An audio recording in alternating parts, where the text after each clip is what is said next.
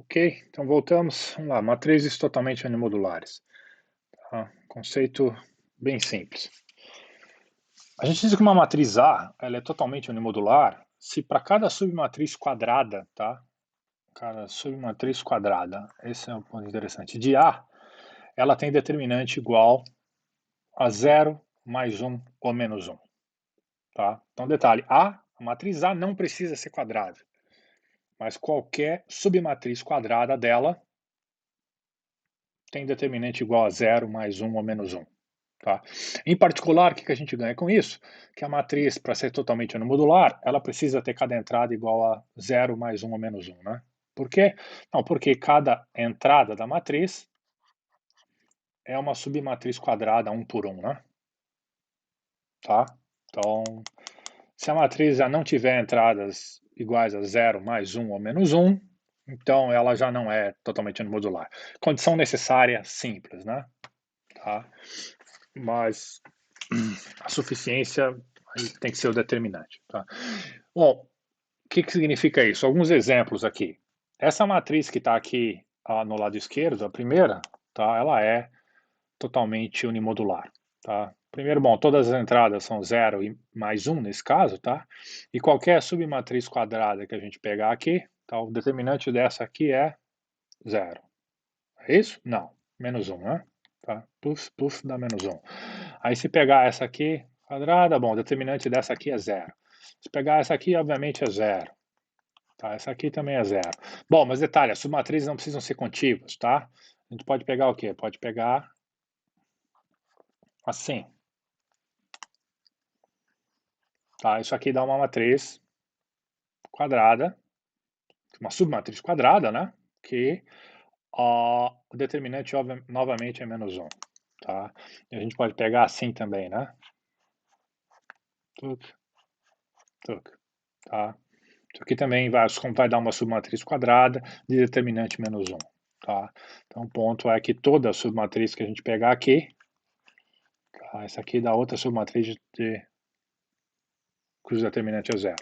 Tá? O ponto é que toda submatriz que a gente pegar aqui, ela vai ter determinante igual a 0 mais 1 ou menos 1. Tá? Nesse caso, acho que não tem a única submatriz que dá determinante mais 1 é a própria matriz, a própria entrada 1. Tá? A parte interessante da história aqui foi exatamente quando a gente pegou aqui, né? Tá? Não tem menos 1 como entrada na matriz, mas a gente tem determinante igual a menos 1. Né? Aqui tem um determinante que é igual a menos 1. Tá? Então, essa matriz aqui, só a título de curiosidade, a matriz à esquerda é a matriz de adjacências do grafo P3, né? Que é o caminho com 3 vértices. Tá? Então, não é difícil perceber isso, dali que eu tirei. E tem essa matriz do lado direito aqui, tá? Que ela é a matriz de incidências desse grafo aqui, tá? Que eu desenhei aqui embaixo, tá? Não é difícil perceber que a gente pode simplesmente, sei lá, numerar os vértices aqui como 1, 2, 3 e 4. E pode botar um nome nas arestas, nos arcos aqui de A, B, C, D, E, F e G. E aí não é difícil perceber que a gente pode, assim, descobrir quem é quem aqui, né? Tá, esse aqui é o arco A, B, C, D, E, F, G. E aqui fica o vértice 1, 2, 3 e 4. Acho que é isso, né? Deixa eu ver se está batendo. Vamos pegar o vértice 4 aqui. O vértice 4 só tem o que? Tem arcos chegando nele, são os arcos Z's e F's. Então, estão marcados com menos 1. Tá? E tem um arco saindo, que é o arco G. Tá? Então, basicamente, na nossa representação de matriz de adjacências aqui, né? Tem o quê? É uma matriz A, que aqui no fundo ela pertence ao quê? Ela pertence ao mais 1 ou menos 1, né? Mais 1, 0 ou menos 1, tá? E ela é uma matriz indexada por o quê? Indexada por vértices por arcos, vai. Vou chamar esses arcos de E por enquanto. Ops. Aqui. Tá? Então tem vértices nas linhas, arcos nas colunas, e assim, se um arco está deixando o vértice, a gente coloca marca com 1. Se ele está chegando no vértice, é menos 1. Então, o que sai é positivo, o que entra é negativo. Tá? E se o arco não está... ele não tem relação nenhuma com aquele vértice, por exemplo, o arco A aqui com o vértice 4. Tá? Observa que a gente tem um 0 lá, né? Tá? Então, a representação a canônica, tá? A menos de sinal de uma matriz de adjacência, de incidência, desculpa. A menos de sinal por quê? Porque alguns autores usam o mais 1 e o menos 1, o contrário do que a gente está usando. Tá? Mas isso aqui fica mais natural, porque aí faz sentido com o que a gente falou do fluxo, tá? Conservação de fluxo lá atrás, ainda na primeira aula, tudo que sai tem que ser igual a tudo que entra, né? Então, tudo que entrava era positivo, o que sai era negativo, o que entra, o que sai. Então, tudo que sai é positivo, tudo que entra é negativo. Tá? Então, isso aqui eu estou simplesmente sendo consistentes com a lei de Kirchhoff, tá? Naquela leitura. Então, isso aqui está a representação da matriz, só para confirmar mais uma vez, pega o vértice 1 aqui, tá? A gente tem o quê? A gente tem que o arco A e o arco B estão saindo de 1, e aí os demais arcos não estão envolvidos até o arco G que está entrando. Tá? Então, essa aqui é uma matriz de incidências desse de grafo aqui. Tá? E a gente pode observar lá que qualquer submatriz quadrada que a gente pegar, tá? vai ter nesse caso o determinante aqui é 0, né? Nesse caso, a gente não pode pegar valores maiores, lembra? Elas não precisam ser contíguas, né? Então a gente pode pegar aqui como submatriz,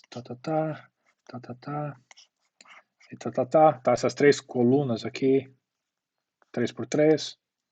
A gente pode pegar uma matriz 4 por 4 aqui, né, quadrada. Não é difícil perceber o quê? Que à medida que a matriz vai aumentando, o número de possibilidades de submatrizes certamente vai aumentando de forma exponencial, né? Tá. Ops. Tá. Então, aqui, bom, não dá para ficar testando todos os subdeterminantes para ver se a matriz é totalmente unimodular, né? A gente tem que achar umas caracterizações um pouco melhores do que essa definição aqui. Mas a definição é essa, né? Uma definição bem simples. Tá? E é a definição que mostra para a gente o porquê que esse conceito é interessante. Tá? A gente só vai mencionar alguma outra caracterização daqui a pouco, mas a gente não vai fazer tudo o que dá para ser feito sobre, sim, a respeito de unimodularidade. Tá? Então, acho que... Bom, por que a gente pode pegar os... Talvez isso seja interessante falar aqui, vai. Por que pode pegar a submatriz, elas não precisam ser contíguas? Tá? A gente pode pular, sim, por exemplo. Mas aí esse tem que ser aqui, né? Por que? Bom, porque imagina que isso aqui a gente fosse a matriz de um sistema linear de desigualdades, e a gente pode permutar as linhas e as colunas do sistema, né? Então também faz sentido que a gente possa permutar a linha e as colunas da matriz, tá? Então, para não envolver a permutação, é a mesma coisa da gente simplesmente pegar a submatriz, tá? Aliás, até pensando bem agora, olhando realmente que a gente pode fazer a permutação das linhas e das colunas, né? Então o número de subdeterminantes é até maior do que exponencial, né? Tá, claro, um limitante inferior, pensa um pouquinho aí que você vai ver que até é maior, ok? Bom, já essas duas matrizes que eu coloquei aqui para vocês, não, né? Elas não são não são totalmente unimodular. A primeira, trivial, né? Porque bom, tem entradas aqui que são 2, 3, menos 5, então já tem determinantes ali que não são 0, mais 1 ou menos 1. Agora essa que está aqui do lado, ela só tem entradas 0 e 1, né? É uma matriz binária, parece uma matriz de adjacências de alguma coisa, né?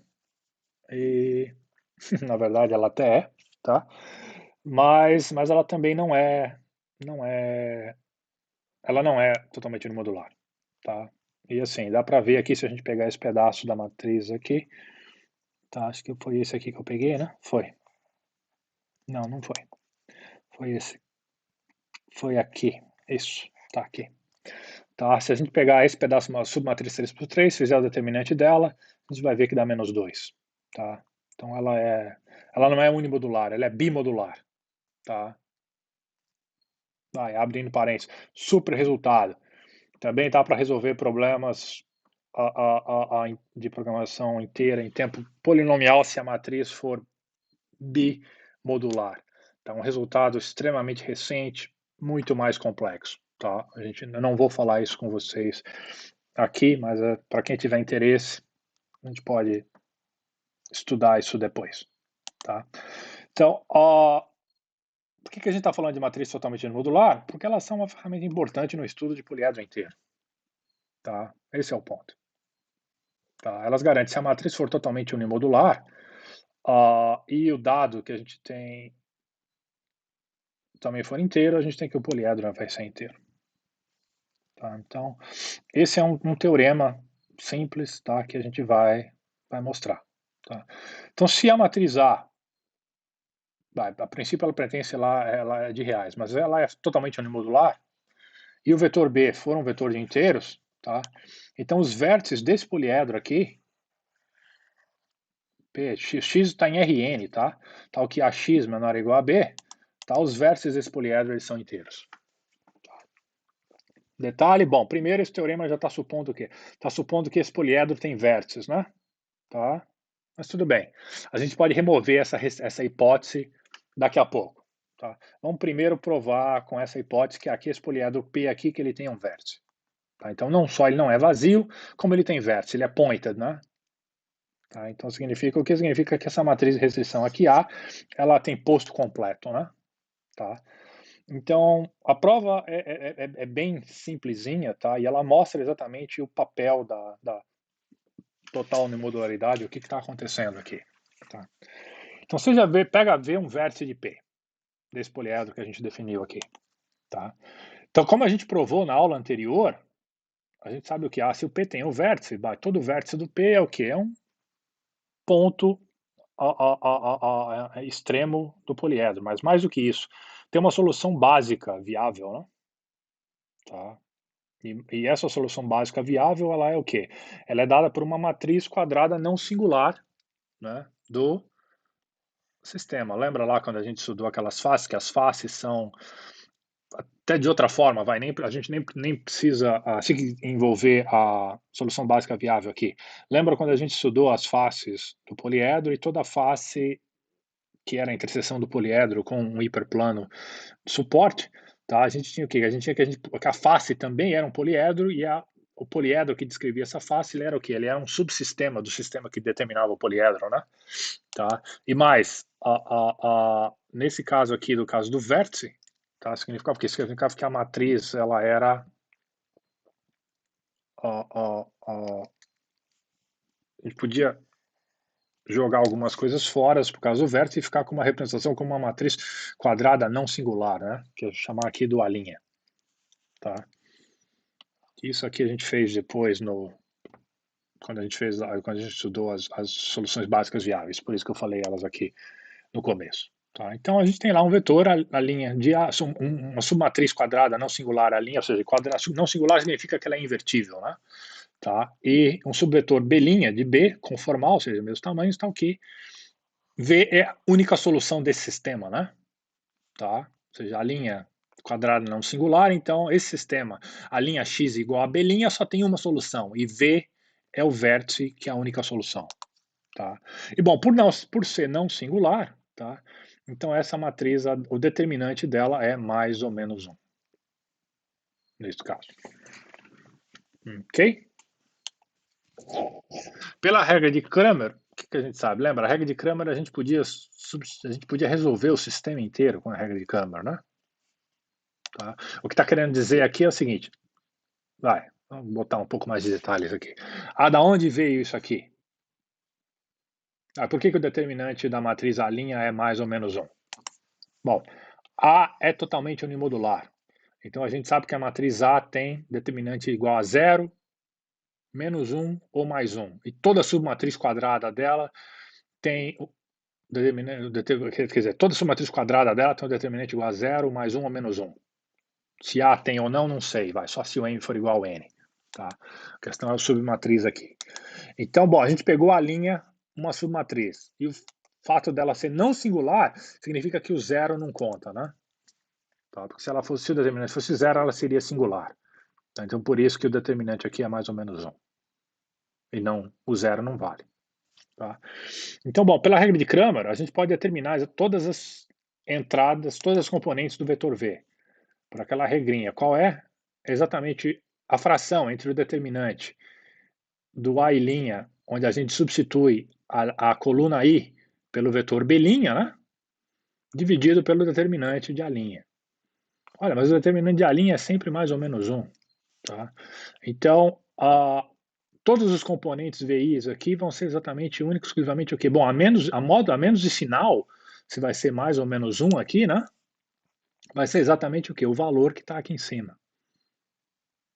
Tá? Onde a gente vai trocar os elementos Bs aqui. Detalhe, a matriz A', ela é... A matriz A é totalmente modular, então a matriz A', que é singular, é uma submatriz quadrada, então a gente sabe que o determinante dela também seria mais ou menos 1. Ela só tem zeros, uns e menos uns como entrada. E o vetor B'? O vetor B' é um subvetor do vetor B, e o vetor B só tem entradas inteiras. Tá? Então, obviamente, esse determinante aqui que está no numerador, ele vai ser o quê? Ele vai ser um valor inteiro para todo I. Tá? Ou seja, o VI é inteiro, toda a entrada é inteira. Então, obviamente, esse vértice é inteiro. Bonitinho, né? E simplesinho, né? Tá? O que a gente precisou? Basta a matriz A ser totalmente no modular e o vetor B, que é o dado, vetor de dados, né, componente C inteiro. Então, se o poliedro P tiver vértices, os vértices são inteiros. Tá? E como eu falei, a gente pode estender isso para o caso que o P não necessariamente possui vértice. Tá? Então, estende com essa pequena definição. A gente vai chamar um poliedro P inteiro. De novo, vamos lembrar lá da nossa definição de vértices na aula passada, tá? Da seção 5. A gente vai chamar um poliedro P inteiros para cada vetor C, para qual esse PL aqui, maximizar C transposto X a X menor ou igual a B, tem valor finito, o máximo é atingido por algum vetor inteiro. Tá? Lembra que a gente tinha que... Isso aqui seria a definição do vértice, né? Então a gente está falando agora, se toda vez que a gente atinge esse valor, esse vetor vai ser inteiro. Tá, tudo bem, lembra assim, pode ser uma face que não tem uma dimensão um pouco maior, né? Uma face que não é um vértice. Mas olha, a gente também vai ter um vetor inteiro lá dentro. Tá? Então, consequentemente, esse poliedro x tal que é x menor ou igual a b, como a matriz A m por n de posto n, tá? Supondo aqui que o número de variáveis aqui é menor ou igual a m, né? Então, o P é inteiro se somente C, cada vértice dele é inteiro. Tá? Por essa nossa definição aqui em cima. Então, a gente ganha como corolário do teorema que a gente acabou de mostrar o quê? Que se há uma matriz M por N totalmente modular e o vetor B é inteiro, tá? Então o poliedro é inteiro. Então, aquele PI que a gente colocou lá no começo, que era o feixe inteiro do poliedro linear, digamos assim, tá? A gente tem a ideia agora que assim, todos os vértices dele são inteiros, tá? Que é o que fazia sentido naquele desenho, né? Tá? E, bom, prova desse corolário, baseado no teorema que a gente tinha, simplesmente vamos reescrever, reduzir, tá? Isso ao teorema anterior que a gente mostrou. Então, pega lá x, uma solução ótima para esse problema aqui. Vamos mostrar que essa solução ótima que ela é inteira. Tá? Então faz o quê? Bom, a gente nem sabe, a gente não sabe muito a respeito desse poliedro aqui. Tá? Ele pode nem ter vértices. Tá? Mas assim, pega vetores inteiros, DL e DU, tá? Um lower bound e um upper bound. Tá? Tais que eles coloquem o x estrela dentro de uma caixa. Tá? O x estrela é menor ou igual a DL e é maior ou igual a DL e é menor ou igual a DU. Tá? E considera então esse politopo Q agora, que é exatamente o quê? Que é esse politopo, esse poliedro P que a gente tinha, tá? agora com o x dentro de uma caixa. A gente está supondo que tem uma solução ótima aqui, que é a solução e a gente colocou lá dentro de uma caixa inteira. Tá? E observa aqui, quem é Q? Q é o conjunto de vetores que satisfazem esse sistema aqui. Tá? São todos os x tais que esse, sei lá, vamos chamar aqui de atil, betil. Tá? Então, atil x menor ou igual a betil. Tá? E não é difícil perceber o quê? Como A é totalmente unimodular, colocar essas matrizes e identidades aqui, a matriz de identidade também é totalmente unimodular, né? Tá? E colocar a cópia das matrizes de identidades, ela ou ela negada, essa matriz do lado esquerdo também é totalmente unimodular. Tá? Então, pelo teorema anterior, esse politopo Q, que a gente criou aqui, com essa caixa ao redor do x estrela, ele é o quê? Ele é um poliedro inteiro. Tá? Ele tem vértices inteiros. E isso implica que o valor desse PL aqui, ele é atingido por um vetor inteiro. Então, mesmo que o poliedro não tivesse lá o vértice, a gente consegue fazer esse tipo de coisa. Tá? Ou seja, então a gente tem lá que tem um x-tilde que satisfaz a x-tilde menor ou igual a b, porque esse x-tilde está em Q. E além disso, esse x-tilde ele é maior ou igual ao CT, ao Cx estrela, que é a solução desse PL. O que implica que ele é a solução do PL original, né? Tá? Esse era o programa inteiro original, né? Tá? Então, é isso. Então, mesmo que não tivesse, mesmo que P não fosse um politopo, tá? O resultado funciona. Corolário interessante, tá? E isso segue. Primeiro, se a gente tiver aqui todo o PL, se a gente tiver os dados inteiros, tá? E as matrizes de restrições são totalmente unimodular, a gente possui solução primal e solução dual ótimas inteiras. Tá? Detalhes, pega lá A uma matriz totalmente modular, B é um vetor de inteiros e C é um vetor de inteiros. Tá? Se esse par primal dual aqui ele tiver ótimos finitos, ou seja, se o primal for viável e o dual for viável, tá? Não só a gente lembra, dualidade forte. O primal é viável, o dual é viável. Então não só eles têm solução ótima, como a solução ótima tem o mesmo valor. Tá? Só que mais do que isso, A é totalmente unimodular, B é inteiro e C é inteiro.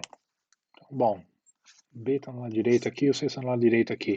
A totalmente unimodular, A totalmente unimodular. Tá? Ou seja, não só eles têm soluções que são ótimas, de mesmo valor, mas eles têm soluções inteiras ótimas, de mesmo valor. Bacana isso, né? Tá? Então a gente tem integralidade primal e integralidade dual. Tá? E se o C aqui não for inteiro? Aí não, né? Aí a gente só tem integralidade primal. Ou aí se só o C for inteiro e o B não for inteiro? Aí a gente só tem integralidade dual. Tá? Mas é bem bacana isso, né? Tá? Bom, a prova de novo. Simplesmente monta o corolário, segue como o corolário anterior e observa que isso aqui, se a matriz é totalmente modular, o transposto dela também é e a negação dela também é, né? E a identidade a gente já tinha falado que seria, né? Tá? Então, isso é a prova desse corolário. Tá? O teorema de Hoffman-Kruskal, tá? Em 56, ele praticamente caracteriza, tá, matrizes totalmente unimodulares. Tá? Não é. Tá, esse corolário aqui, ele quase caracteriza matrizes totalmente unimodulares, tá? Aí, basicamente, o que Kruskal faz? Não, o que Kruskal basicamente, Kruskal caracteriza. Tá? Vamos botar os pingos nos is. Tá? Então, o fato é o seguinte, uma matriz A inteira, ela é totalmente unimodular se e somente se, para cada valor inteiro de B, esse poliedro aqui é inteiro. Tá? Esse é o ponto.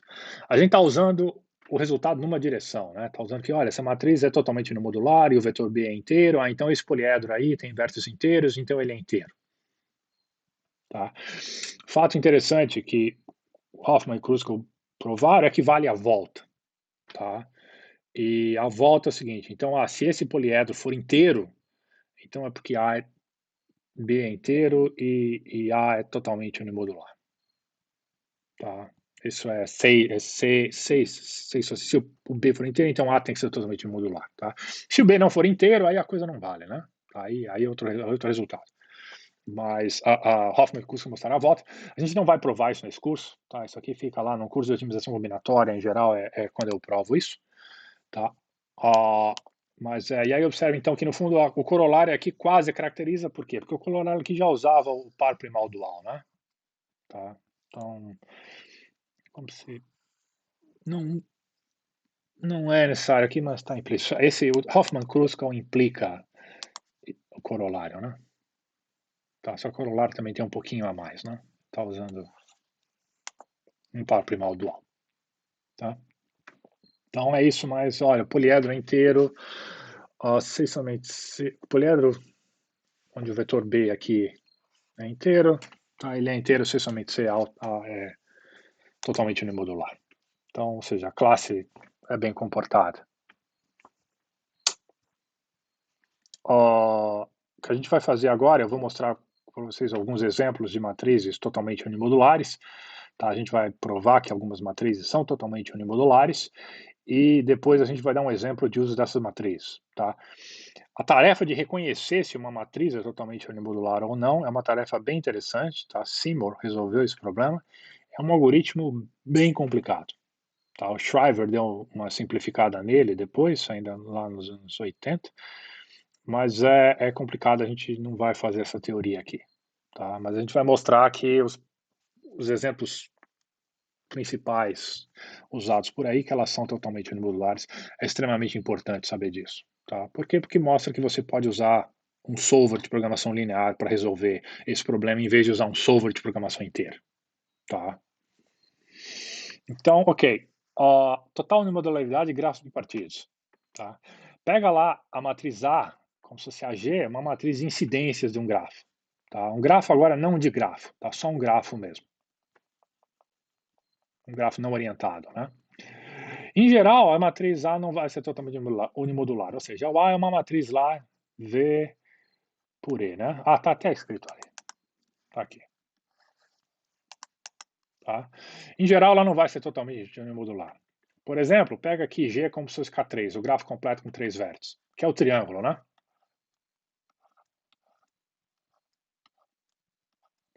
Tá? Se você montar a matriz de restrições, você vai ver que ela tem 0 lá na diagonal, e aí vai ter um aqui, um aqui, um aqui, um aqui, um aqui, um aqui, tá? E, bom, tem... Se você calcular o determinante desse negócio aqui, você vai ver o que há 0, mas aqui dá 1, mais 1, dá 2, né? Se você permutar as colunas aqui, vai dar menos 2, tá? Ou permutar as linhas. Mas o determinante é 2, tá? Então, observe aqui um grafo qualquer, a matriz de incidências não é necessariamente totalmente unimodular, tá? Mas o ponto aqui, eu botei esse exemplo porque aqui está exatamente já um dos culpados. Tá? Um dos culpados da ausência de total unimodularidade é exatamente o ciclo de comprimento ímpar que a gente tem aqui. Aqui no caso é um ciclo de comprimento 3, que é um triângulo. Tá? Podia ser 5, 7, 9, qualquer ciclo de comprimento ímpar, tá? Faria com que a gente tivesse um determinante aqui que fosse de valor mais ou menos 2. Tá? Aí se a gente eliminar esses ciclos de comprimento ímpar, o que acontece? Bom, se a gente eliminar os ciclos de comprimento ímpar, o que a gente ganha? A gente ganha os grafos bipartidos, né? Tá? Lembra lá do seu curso de teoria dos grafos, ou do seu curso de comunicação em redes, ou até mesmo do seu curso de PI, né? Talvez a análise de algoritmos, acho que nem fala disso mais, porque desfalantes, mas, bom, o fato é esse. Então, um grafo bipartido, sem somente C, ele é livre de circuitos de comprimento ímpar, né? Tá, isso é uma caracterização simples, lá se usa isso como exemplo de busca em profundidade, busca em largura, né? Tá, eu uso isso em PI como exemplo de busca em largura.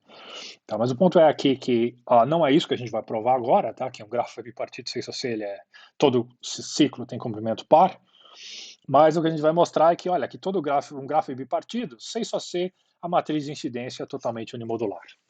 Tá? Então, uma outra caracterização de grafo bipartido, agora utilizando a matriz de incidências e a total unimodularidade dela. Tá? Bom, de novo uma caracterização, né? É C e só C. Tá? Então é um resultado forte. Então, vamos provar a suficiência primeiro, que ela é a mais simples.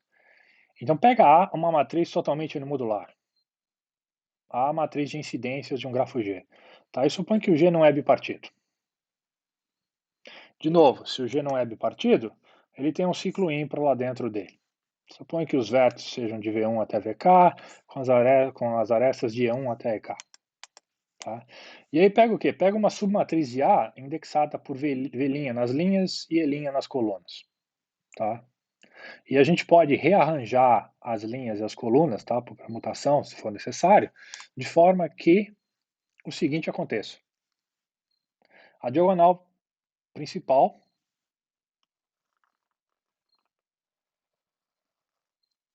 a diagonal imediatamente acima dela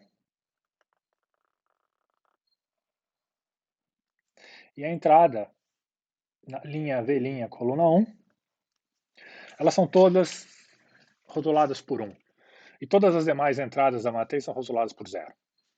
Tá? Botei um exemplo aqui, não é difícil perceber isso, né? Tá? Que significa o quê? Pega aqui uma de incidência, tá? Imagina aqui que esse aqui é o A, tá? Sei lá, esse aqui é o A, esse é o B, C, D, E. B, C, D e E. Tá, e bom, agora a gente tem que numerar os vértices, né? Quem vai ser o vértice, os vértices, ah, o vértice 1? Esse aqui tem que ser o vértice 1, né? Tá, por quê? Porque ele tem a incidência acontece no A e acontece no E. Tá? E depois esse aqui é o vértice 2, que é o A e o B. Esse aqui é o vértice 3, que é o B e o C. O vértice 4, que é o C e o D. E aqui o vértice 5, que é o D e o E. Tá? Isso pode ser feito para qualquer ciclo de comprimento ímpar, né? Tá? Aí não é difícil perceber o que claramente o determinante dessa matriz é igual a 2. Tá? Aqui ele é 5 por 5. Vai. Aplica Laplace. Tá? Ou eliminação gaussiana. Tá? Trivial, né? Lembra como calcular o determinante de uma matriz a partir da eliminação gaussiana?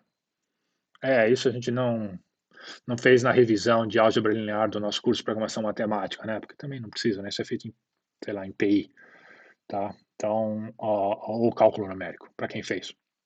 Mas o fato é que não é difícil se convencer de que, olha, aqui o determinante tem 2, tá? Então, obviamente, deu um problema aqui.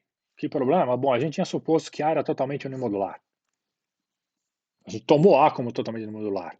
E acabou de achar uma submatriz quadrada dela, cujo determinante é 2. Vai. Qual foi o problema aqui? A gente supôs que o G não era bipartido, né? Tá, então o G tem que ser bipartido e então isso dá suficiência. Ou seja, o fato de A ser totalmente unimodular implica que o G tem que ser bipartido. Esse é o lado fácil, trivial da história. Legal? Tá, vamos fazer a necessidade agora. A necessidade é o lado contrário, né? Que se o G é bipartido, então a matriz de incidência é totalmente unimodular. Então esse a gente precisa de um pouquinho mais de trabalho, tá? Não muito. Que é o quê? Então, toma G bipartido, tá? E seja a linha uma submatriz quadrada qualquer de A. A é a matriz de incidências de G, né? Tá? A prova é por indução em K, tá? E, obviamente, a afirmação é trivial para k igual a 1. Por quê? Porque para k igual a 1 são só as entradas da matriz, e as entradas da matriz são zeros e uns, né? Então, obviamente, o determinante funciona nesse caso. Então, prova por indução, indução mirim mesmo, na verdade, aqui, tá? Então, indução fraca. Então, supõe que o resultado é válido para k menos 1, o k aqui maior ou igual a 2, tá? Então, pega lá, a gente pegou uma matriz A' com tamanho k por k. Tá? Cada coluna de A', ela tem no máximo 2 uns. Por quê? Lembra, resultado, sei lá, provado inúmeras vezes. Sabe? Primeira vez, acho que isso é provado em comunicação em redes. Né? Uma matriz de incidência tem o quê? Matriz de incidência de um grafo. Toda coluna tem exatamente 2 uns. Né? Por quê? Porque toda aresta tem duas pontas. Né? Tá? E a aresta é simétrica. Né? Então, é como se ela saísse dos dois. Né? Então é 1 e 1. A gente não tem entrada negativa numa matriz de incidência para grafos. Então a gente só tem exatamente duas entradas, duas colunas são iguais a 1. Né? Então, bom, então no caso, como a linha é uma submatriz, ela pode ter no máximo 2 uns. Legal. Então tem 3 casos, né? Que casos são esses? Os casos são relações ao número de uns que a matriz pode ter. Pode ser que não tenha nenhum, pode ser que tenha um, pode ser que tenha 2. Tá? Vamos analisar cada um deles separados, que é um número pequeno de casos e fica mais fácil fazer em separado. Então, se qualquer coluna de A' não tiver nenhum 1 nela, tiver somente zeros, resultado básico lá de álgebra linear, e esse sim a gente mencionou, né? A' é singular. Tá? Então, o kernel dessa matriz é gigante, obviamente ela é singular. O determinante dela, então, é igual a zero. Então, no caso, se a gente só tiver uma coluna que só tem zeros, qualquer coluna, o determinante é igual a zero, então isso mostra o que? Funciona para o A'.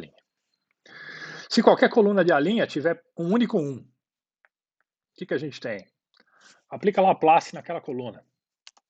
O que a gente tem? A gente sabe que o determinante de A' vai ser exatamente o quê? Mais ou menos o determinante de A duas linhas, onde esse mais ou menos depende lá do cofator, né? Tá? Quem é a linha? A linha é a submatriz, a dupla linha, digamos assim. A dupla linha é a submatriz e a linha que a gente obtém o quê? Pela eliminação da linha e da coluna de a linha que contém esse 1, né? Tá? Então, se a gente tinha lá a matriz lá com 1, a gente arranca... Peraí. Põe aqui. Se a gente tivesse lá a nossa linha, tem lá 1 aqui, aí sei lá o que tem em cima, sei lá o que tem embaixo, sei lá o que tem para a direita, sei lá o que tem para a esquerda, nas diagonais também, não tenho a menor ideia do que é. O que eu faço lá? Eu chego lá, arranco a linha, arranco a coluna, e o que sobra é o resto. Tá? Digamos assim, sobra isso aqui, sobra isso aqui, sobra isso aqui, sobra isso aqui. Tá? Então, calcula o determinante do que sobra, o determinante da linha é mais ou menos o determinante disso que sobrou. Tá? Bom, faz o quê? Certamente a dupla linha. A linha era quadrada, K por K. A dupla linha, a gente eliminou uma linha e uma coluna, então ela também é quadrada, K-1 por K-1. Aplica a hipótese de indução, então o resultado de A dupla linha é que o determinante é 0 mais ou menos 1. Então, certamente o determinante de A' também é 0 mais ou menos 1 e também funciona nesse caso. Tá? Terceiro e último caso. A linha tem duas entradas iguais a 1 em alguma coluna. No caso, todas as colunas, né? Tem que ser todas as colunas. Por quê? Porque senão isso aqui já funcionou, né? Tá? Se for qualquer uma que tenha igual a 0, já foi. Qualquer uma que tiver igual a 1, já foi. Tá? Então, todas as colunas têm duas entradas iguais a 1. Acabou. Tá? O que a gente sabe? O G é bipartido. Tá? Então, lembra lá, o G é bipartido e a gente tem dois uns por coluna. Tá? A gente pode rearranjar as linhas de A' em dois subconjuntos, né? Tá? V1 e V2, que são o quê? São as duas classes de coloração, né? São os lados esquerdos e os lados direitos, digamos assim, dos vértices, né? Todas as arestas estão indo de V1 para V2, né? Tá? Não tem todas as arestas cruzam de V1 para V2. Então, isso pode ser feito. Então, coloca todas as linhas indexadas por vértices V1 aqui em cima, todas as linhas indexadas por... Ops, aqui não é V1, aqui é um V2, erro de copy-paste, tá? Coloca o V2 aqui, tá? E basicamente a gente pode fazer o quê? Somando todas as linhas em V1, subtraindo todas as linhas em V2, obviamente isso aqui dá o quê? Dá um vetor zero. O que significa isso? Significa que as linhas são linearmente dependentes. Então o determinante é zero, né? A matriz é singular. Lembra, a gente também fez isso na revisão de álgebra linear. Tá? Então, bom, determinante de linha igual a zero aí também funciona. Legal, né? Então, bom, isso acabou, né? Tá, isso acabou a prova. Por quê? Porque nos 3 casos a gente mostrou que o determinante de A' é igual a zero ou é mais ou menos 1. Tá? Então, tem aqui a caracterização. Um grafo bipartido, somente se a matriz de incidências é totalmente unimodular. Tá? Bom, isso agora implica o que para a gente? Implica um monte de coisa interessante sobre grafo bipartido, né? Tipo, bom, se a gente tiver um problema de programação inteira, cuja matriz de restrição for a matriz de incidência de um grafo bipartido, tá, e o vetor B for inteiro, a gente pode resolver isso com um problema como se fosse um problema de programação linear, né? Tá? A integralidade não causa problemas. Tá? Antes da gente apresentar um exemplo disso, vamos fazer um comentário simples, que essa prova que a gente apresentou aqui, tá, por caso bipartido, ela pode ser estendida sem muito trabalho, tá, para o que foi um teorema de Guila-Hurry, tá, em 62. Tá, que diz o quê? Que uma matriz A ela é totalmente unimodular, tá, se e somente C, para cada R, a matriz é M por N, tá, aqui.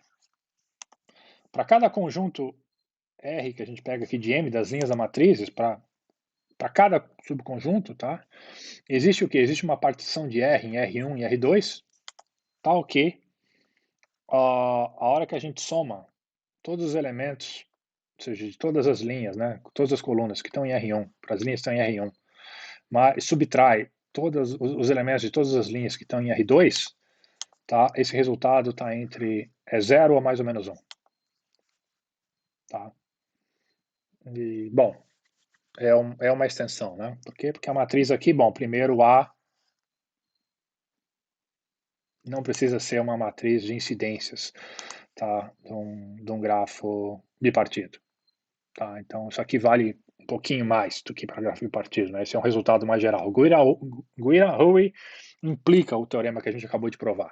Claro, se ele implica, então o teorema que a gente acabou de provar é um pouco menor, então não à toa a prova é mais fácil para a gente fazer nesse curso.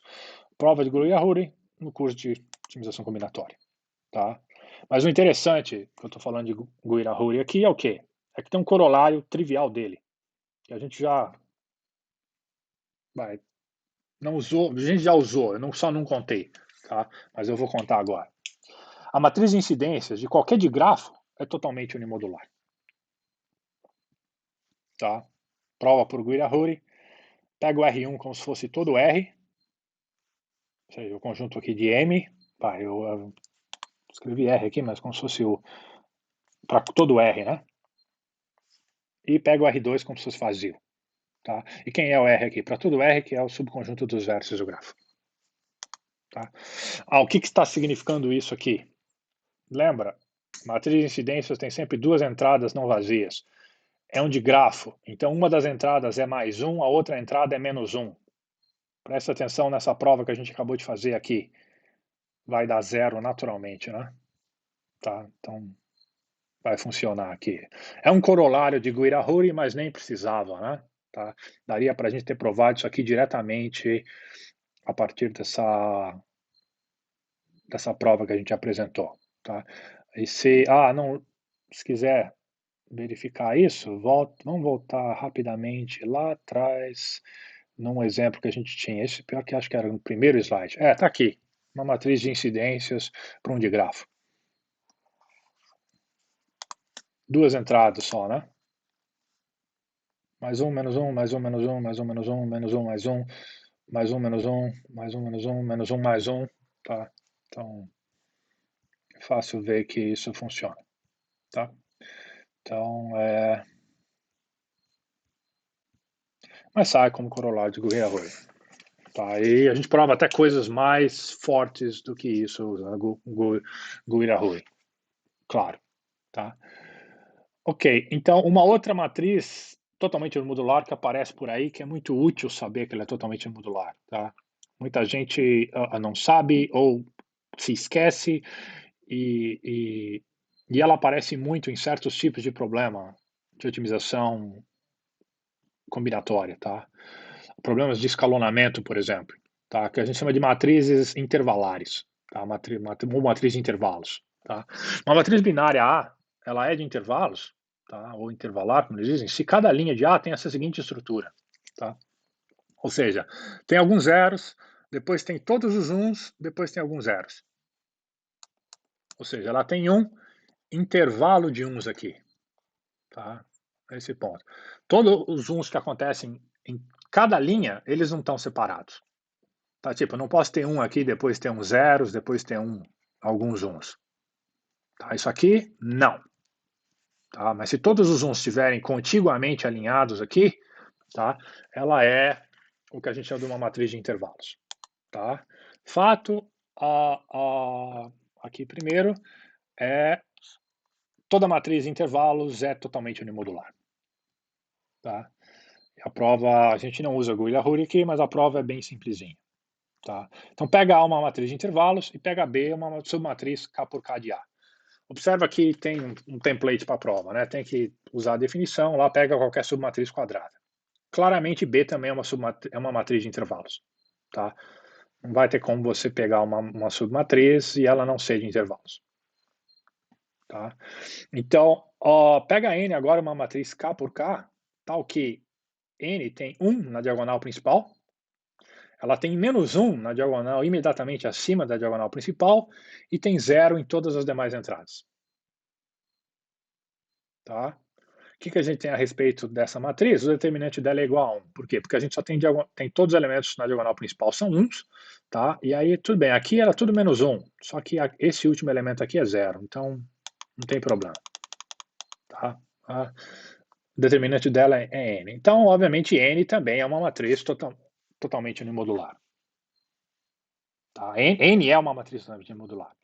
Então, o produto, se a gente multiplicar essa matriz N com o transposto dessa matriz B, da submatriz que a gente pegou, isso aqui vai dar uma matriz que tem entradas em 0 mais ou menos 1.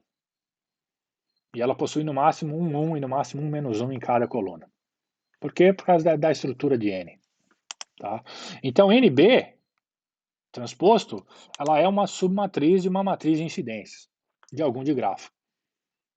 E a gente acabou de mostrar que uma matriz de incidência de um digrafo ela é totalmente unimodular. Então qualquer submatriz também é totalmente unimodular. Tá? Então o determinante de B, que na verdade é igual ao determinante transposto, né, é igual ao produto, isso aqui, o determinante de N é 1. Tá? Então é igual a 1 vezes o determinante dela. E o determinante do produto é o produto dos determinantes. Né? Então esse cara aqui, e esse cara aqui a gente sabe que ele pertence a 0 mais ou menos 1, porque isso aqui é uma submatriz de uma matriz de incidência de algum desgrafo, portanto totalmente unimodular. Então a gente sabe aqui, acabou de provar que a matriz de intervalos é uma matriz totalmente unimodular. Bacana, né? Legal. Bom, feito isso, de novo, a teoria de matrizes totalmente modulares não termina aqui. Tem outras matrizes que são totalmente unimodulares, tem outras relações que a gente consegue tirar, e tem lá um algoritmo estupendo, tá, do Seymour, com umas simplificações do Shriver, mas mesmo assim uma caracterização algorítmica espetacular de como reconhecer se uma matriz é totalmente unimodular. Tá? Aqui a gente apresentou algumas técnicas de prova, tem outras, tá? E tem um algoritmo que, dada a matriz, diz se ela é totalmente unimodular ou não.